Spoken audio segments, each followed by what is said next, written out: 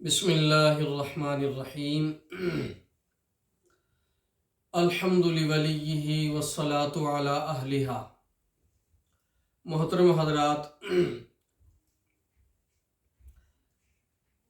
کل کے سبق میں نے قاعدہ نورانی کے پڑھانے کے 3 مقاصد آپ حضرات کے سامنے بیان کیے تھے۔ امید کرتا ہوں کہ وہ آپ حضرات کو یاد بھی ہوں گے اور ان کو یاد کیا بھی ہوگا۔ پہلا مقصد شناخت حروف، اور دوسرا مقصد تصحیح حروف، اور تیسرا مقصد قواعد کی پختگی۔ اصل میں استاذ جس وقت ٹھان کے کلاس میں بیٹھ جائے کہ میں انشاءاللہ کچھ کر کے اٹھوں گا اور ان بچوں کو کچھ بنا کے چھوڑوں گا، تو اللہ پاک کی طرف سے ایسے طریقے اور ایسی باتیں ذہن میں اللہ ڈالتا ہے کہ جو انسان کے وہم گمان میں بھی نہیں ہوتی، لیکن ان ساری چیزوں کا تعلق تڑپ کے ساتھ ہے، جذبے کے ساتھ ہے۔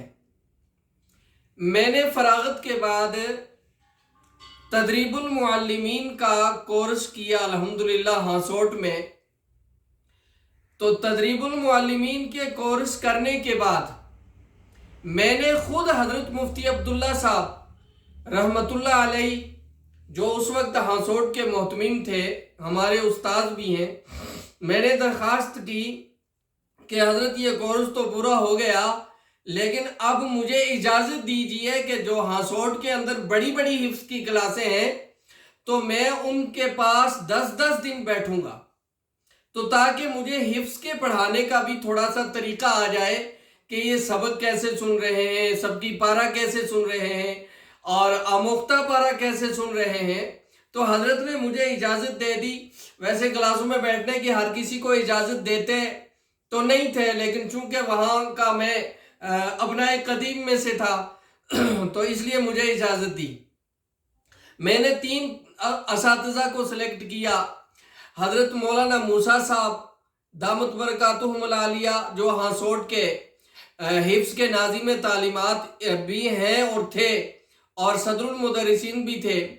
دوسری کلاس میں نے سلیکٹ کی جناب حافظ سلیمان صاحب دامت برکاتہم العالیہ کی، اور تیسری کلاس سلیکٹ کی میں نے حافظ ایوب صاحب دامت برکاتہم العالیہ کی۔ تو سب سے پہلے میں بیٹھا حضرت مولانا موسیٰ صاحب کے پاس، کیونکہ وہ میرے استاذ بھی تھے، کیونکہ عربی اول اور دوم میں نے دور انہی کے پاس کیا تھا، تو ان کے پاس بیٹھا میں۔ تو ایک ہفتہ یوں کر کے جھک کے بیٹھا رہا ان کے پاس۔ تو ایک دن حضرت مجھے کہنے لگے، او کشمیری، یہاں کس لیے بیٹھا ہے؟ جا کشمیر میں جا کر تو قرآن پڑھا بچوں کو، یہاں میرے پاس بیٹھنے سے کیا ملے گا؟ تو میں نے عرض کی کہ حضرت میں قرآن پڑھانے کے لیے ہی تو یہ طریقہ سیکھ رہا ہوں کہ آپ کیسے پڑھائیں گے، آپ کیا کریں گے، تو میں بھی کشمیر میں جا کر وہی طریقہ اپناؤں گا۔ تو حضرت نے فرمایا، ایک جملہ مجھے آج بھی یاد ہے، فرمانے لگے کہ کشمیری، جس وقت استاذ یہ اس جذبے کے ساتھ اور اس کڑھن کے ساتھ کلاس میں بیٹھتا ہے کہ میں ان بچوں کے اوپر اپنی پوری کی پوری صلاحیت لگا دوں گا اور اپنے آپ کو اتنی محنت کروں گا کہ اپنے آپ کو ان بچوں کے لیے کھپا دوں گا، تو اللہ پاک تمہارے ذہن میں ایسی باتیں ڈالے گا ان بچوں کے فائدے کے لیے، اور ایسے طریقے ڈالے گا اللہ پاک ان بچوں کے فائدے کے لیے کہ جو تیرے وہم گمان میں بھی نہیں ہوں گے۔ الحمدللہ مجھے ان کی یہ بات ابھی تک یاد ہے، اور اس کا تجزیہ، اس کا تجربہ میں نے دیکھا بھی۔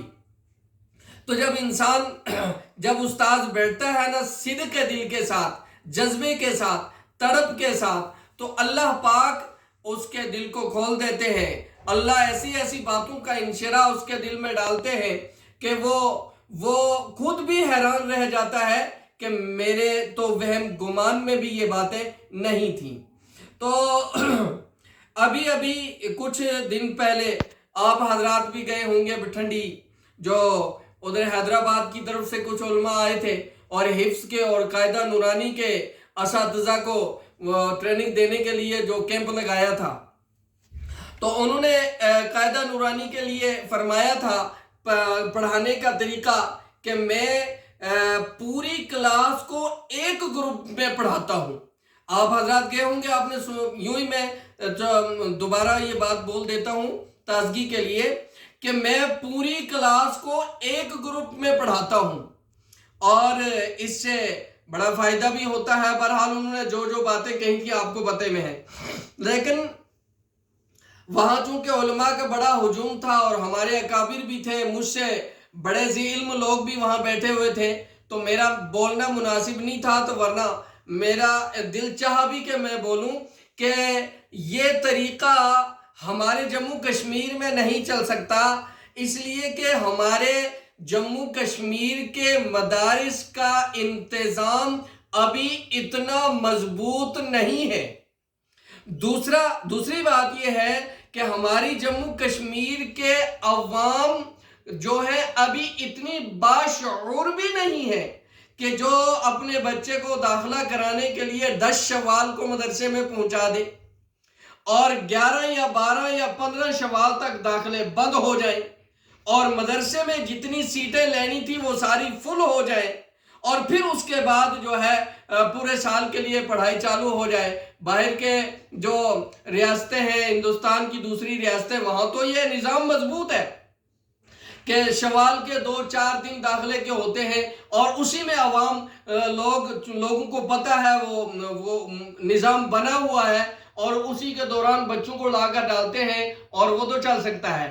ہمارے ہاں شوال سے لے کر کے شعبان تک داخلے چلتے رہتے ہیں مدارس میں، ایک طالب علم شوال میں آ رہا ہے، دوسرا ذی قعدہ میں آ رہا ہے، کوئی ربیع الاول میں آ رہا ہے، کوئی ربیع الثانی میں آ رہا ہے، شعبان تک داخلے ہی چلتے رہتے ہیں۔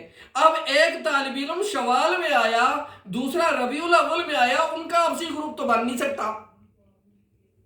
تو ہماری یہ مجبوری ہے کہ ہم فردن ہی بچوں کو پڑھا سکتے ہیں، کیونکہ ہمارے بچوں کے داخلے کے آنے کے اوقات بھی الگ الگ ہیں۔ جب اوقات الگ الگ ہیں، داخلے کی تاریخیں الگ الگ ہیں، تو ان کو پڑھانے کے لیے بھی الگ الگ ہی ترتیب بنانی پڑتی ہے۔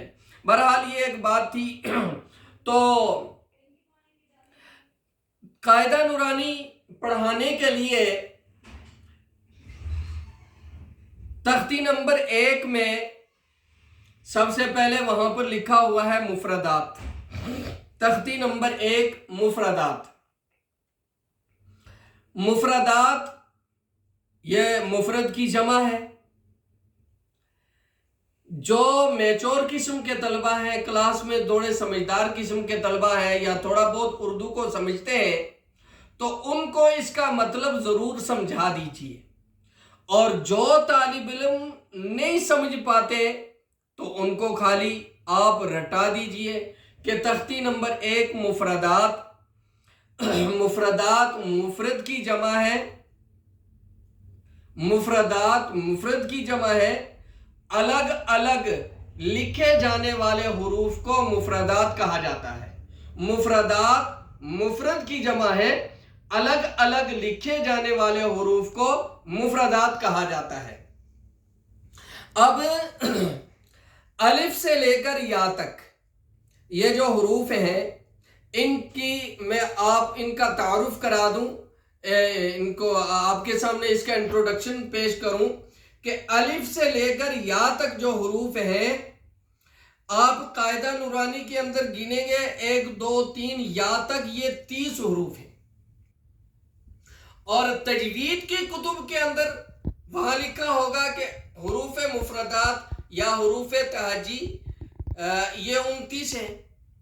اب الف سے لے کر یا تک یہ جو حروف ہیں، یہ ان کو حروف مفردات یہ بھی ان کا نام ہے، حروف تہجی یہ بھی ان کا نام ہے، حروف ہجا یہ بھی ان کا نام ہے، اور تختی کے حروف یہ بھی ان کا نام ہے، قرآن پاک کے حروف یہ بھی ان کا نام ہے۔ یعنی الف سے لے کر یا تک یہ حروف جو ہیں ان کے 5 نام ہیں: حروف مفردات، حروف ہجا، حروف تہجی، قرآن پاک کے حروف اور تختی کے حروف۔ یہ 5 نام جو ہے بچوں کو یاد کرا دیجئے، اور جب بچوں کو یاد کرا دیں گے آپ تو پھر ان کو سوال بھی کیجئے کہ حروف مفردات کتنے ہیں، ان کس کو بولتے ہیں، حروف تہجی کس کو بولتے ہیں، حروف ہجا کس کو بولتے ہیں، تاکہ بچے کے ذہن میں یہ بات بیٹھ جائے کہ حروف تہجی بھی یہی ہے، حروف ہجا بھی یہی ہے، حروف مفردات بھی یہی ہے۔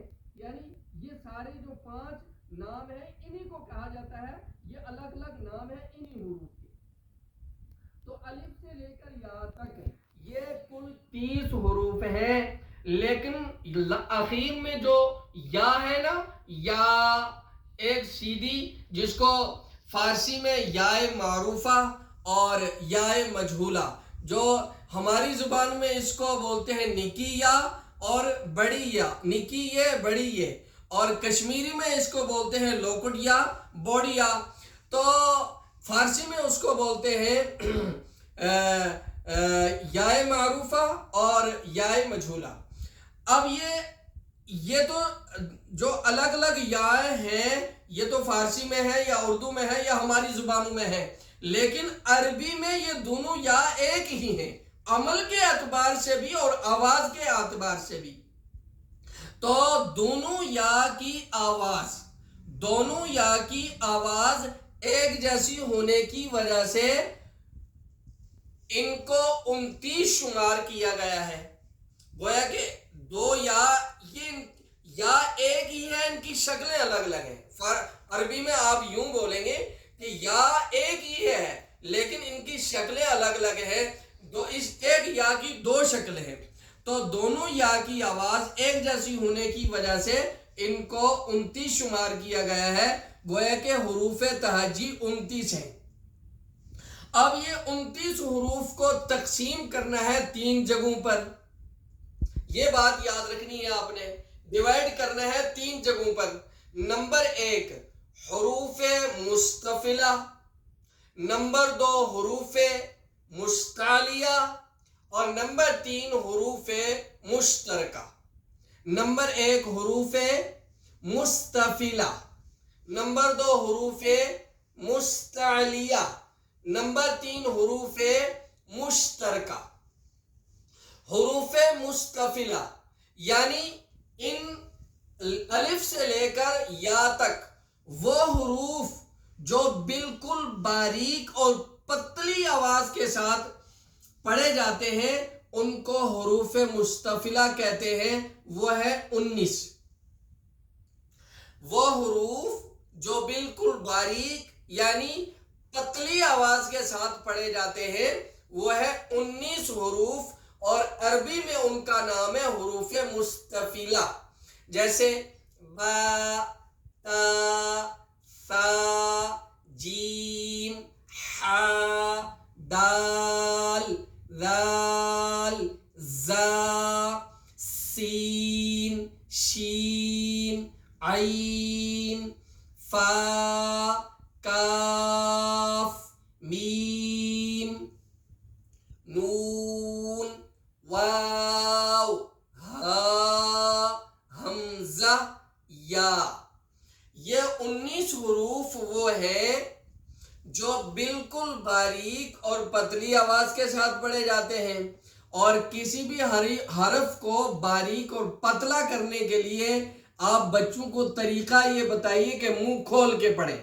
با، تا، سا، اگر منہ کو بند رکھیں گے بو ہے نا ب، تو یہ آواز موٹی ہو جائے گی، تو آواز منہ کو جتنا کھولا جائے گا تو آواز پتلی ہو جائے گی۔ بہرحال ہمیشہ کے لیے باریک ہونے والے حروف، ہمیشہ کے لیے پتلی آواز کے ساتھ پڑھے جانے والے حروف 19 ہیں، اور ان کو حروف مستفلہ کہا جاتا ہے۔ اب 29 حروف میں سے 19 نکالے تو باقی رہ گئے 10۔ کتنے رہ گئے بھائی؟ 10 ہی رہ گئے نا۔ تو ان 10 حروف میں سے 7 حروف وہ ہیں جو ہمیشہ پر یعنی موٹی آواز کے ساتھ پڑھے جاتے ہیں، ان کو کہا جاتا ہے حروف مستعلیہ۔ 19 حروف تھے حروف مستفلہ یعنی بالکل باریک آواز کے ساتھ، پتلی آواز کے ساتھ پڑھے جانے والے حروف، وہ ہے مستفلہ۔ وہ 19 تھا جو ابھی آپ کے سامنے گنائے، اور رہ گئے 10 میں سے 7 حروف وہ ہیں جو ہمیشہ موٹی یعنی پر کر کے پڑھے جانے والے حروف ہیں، ان کو عربی میں کہا جاتا ہے حروف مستعلیہ۔ وہ 7 حروف یہ ہیں خو، صاد، ضاد، قو، ظو، غین، قاف۔ یہ 7 حروف پر پڑھے جاتے ہیں اور ہمیشہ پر پڑھنے ہیں، ان کو حروف مستعلیہ کہا جاتا ہے۔ ان کا مجموع ہے خص، ضغط، قص۔ 10 میں سے 7 نکالے تو باقی رہ گئے 3 حروف مشترک ہیں، یعنی حروف مشترکہ۔ مشترک مینس یعنی کبھی پتلی آواز کے ساتھ بھی پڑھے جاتے ہیں اور کبھی موٹے کر کے پڑھے جاتے ہیں، کبھی باریک آواز کے ساتھ پڑھے جائیں گے، کبھی موٹی آواز کے ساتھ پڑھے جائیں گے۔ وہ ہے 3 حروف الف، لام، رو۔ الف، لام، رو، عربی میں ان کو حروف مشترکہ کہا جاتا ہے اور وہ 3 ہیں۔ تو 19 حروف ہو گئے الف سے لے کر یا تک، یہ کل 29 حروف ہیں۔ 29 حروف میں سے 19 حروف ہمیشہ باریک یعنی پتلی آواز کے ساتھ پڑھے جاتے ہیں، باقی رہ گئے 10 حروف۔ 10 میں سے 7 حروف ہمیشہ موٹی آواز کے ساتھ پڑھے جاتے ہیں، ان کو کہا جاتا ہے حروف مستعلیہ۔ 10 میں سے 7 نکالے باقی رہ گئے 3 حروف وہ ہیں جو کبھی پر اور کبھی باریک، کبھی موٹے کبھی پتلے کر کے پڑھے جاتے ہیں، ان کو حروف مشترکہ کہا جاتا ہے۔ وہ ہے 3 الف، لام، رو۔ اب یہ کب موٹے ہوتے ہیں اور کب پتلے کر کے پڑھے جاتے ہیں، تو اتنی سی بات میں یہ بتا دوں کہ الف و لام اور را یہ باریک کب ہوں گے اور پر کب ہوں گے؟ پر حروف کے ساتھ۔ یہ حروف جب مرکبات میں پر حروف کے ساتھ آئے، یعنی الف اگر حروف مستعلیہ کے ساتھ آ جائے، لام اگر حروف مستعلیہ کے ساتھ آ جائے، را اگر حروف مستعلیہ کے ساتھ آ جائے لکھنے میں، تو وہاں حروف مستعلیہ کے پر کرنے کی وجہ سے یہ بھی پر ہوں گے۔ اور اگر یہ حروف مشترکہ باریک حروف کے ساتھ آ جائیں، جو باریک 19 حروف آپ کو بتائے، اگر یہ مرکبات میں ان کے ساتھ آ جائیں تو ان کو باریک پڑھنے کی وجہ سے ان کو بھی باریک پڑھا جائے گا۔ جیسے زادہ، زادہ۔ اب زا چونکہ حروف مستفلہ میں سے ہے یعنی باریک حروف میں سے ہے، تو اس کی وجہ سے یہاں پر الف بھی بالکل کیا ہو جائے گا؟ باریک ہو جائے گا۔ تو اسی طرح ایک حرف آپ کو بتاؤں، جیسے اولا، اولا۔ اب قاف چونکہ پر حروف میں سے ہے تو قاف کو پر کریں گے، تو قاف کو پر کرنے کی وجہ سے الف بھی پر کیا جائے گا۔ تو حروف مشترکہ جب حروف مستعلیہ کے ساتھ آئیں تو حروف مشترکہ بھی پر ہوں گے۔ حروف مشترکہ جب حروف مستفلہ کے ساتھ آئیں تو حروف مشترکہ بھی مستفلہ کی وجہ سے یہ بھی باریک ہوں گے۔ یہ تھا تعارف حروف ہجا کا۔ اور اسی طرح یہ جو میں نے آپ کے سامنے جو تعارف حروف ہجا کا یا حروف تہجی کو ہو یا حروف مفردات کو ہو، یہ جو آپ کے سامنے میں نے ان کا تعارف کرایا، یہ تعارف اپنی کاپی پر لکھ کر کے استاذ تو بچوں کو یاد کروائے، اور اسی طرح جو ہے بچوں کو یاد کروا کر کے ان سے سنے بھی اور ان کو رٹا کر کے اچھی طریقے سے ان کو مضبوط کروا دے۔ تو آج کے لیے اتنا ہی۔ اللہ پاک مجھے اور آپ کو جو ہے صحیح قرآن پڑھانے کی اور صحیح قرآن پڑھنے کی توفیق عطا فرمائے۔ یہ چند جو ہے میری طرف سے باتیں تھیں، یہ جو صحیح ہیں تو اللہ کی طرف سے، اور جو ان میں کمی کجی ہے وہ میری طرف سے۔ اللہ پاک صحیح کو قبول فرمائے اور جو کمی ہے اللہ پاک مجھے بھی معاف فرمائے۔ تو آج کے لیے اتنا ہی۔ السلام علیکم ورحمۃ اللہ وبرکاتہ۔